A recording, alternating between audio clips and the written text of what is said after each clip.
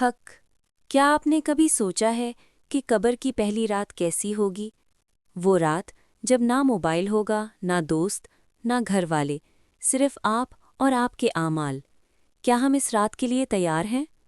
تصور کریں، آپ کو دفن کیا جا چکا ہے، لوگ واپس جا چکے ہیں، قدموں کی آوازیں بھی دور ہو چکی ہیں، مٹی آپ پر ڈال دی گئی ہے، اندھیرا، خاموشی، تنہائی، اور پھر دو فرشتے آتے ہیں۔ رسول اللہ صلی اللہ علیہ وسلم نے فرمایا کہ جب بندے کو قبر میں رکھا جاتا ہے تو دو فرشتے آتے ہیں اور سوال کرتے ہیں، تمہارا رب کون ہے؟ تمہارا دین کیا ہے؟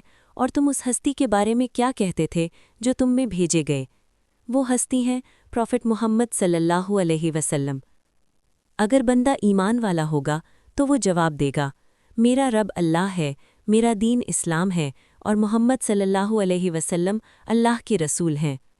تب قبر کشادہ کر دی جائے گی، جنت کی کھڑکی کھول دی جائے گی۔